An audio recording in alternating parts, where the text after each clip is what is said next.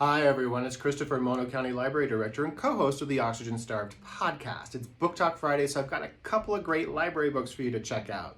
This time about animals that help their people through stressful periods. The first is a memoir. It's called The Year of the Horses by Courtney Malm. It just came out in May. On paper, Courtney is as successful as anyone should be in their late 30s. She's had a good upbringing, she's got a great husband, a nice house, a beautiful child, and she just successfully published a book. But she's depressed. She feels kind of guilty about it too. She's in a position of privilege. What does she have to feel sad about? And neither therapy nor medication seems to be helping. So in desperation, she turns to something she hasn't done since she was 9 years old: riding horses. The description says, as she finds her way once again through the physical and emotional landscapes of riding, Courtney becomes reacquainted with herself, not only as a horse rider, but as a mother, wife, daughter, writer, and woman. This book is an inspiring love letter to the power of animals and humans to heal the mind and the heart. Now, it came out to great reception and it hit a number of best books of summer lists this year. Now, my other pick for this week also came out in May and it's also getting great reception.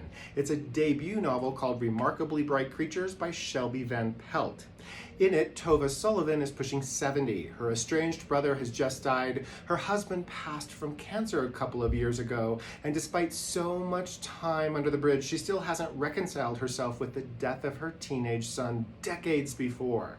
She has a group of friends she gets together with regularly during the day called the Nitwits, but at night she's taken a job cleaning the local aquarium of the seaside town she lives in, where of course she bonds with the local sea creatures in captivity. She shares billing in this unique novel with a giant Pacific octopus in that aquarium named Marcellus. And in fact, the first chapter of the book is narrated by him, the octopus. What transpires over the course of the story is a remarkable friendship between the two.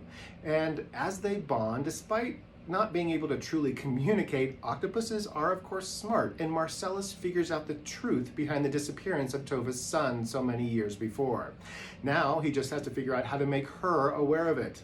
People are loving Remarkably Bright Creatures, including one of my favorite authors, Kevin Wilson, who says it's a beautiful examination of how loneliness can be transformed, cracked open with the slightest touch from another living thing.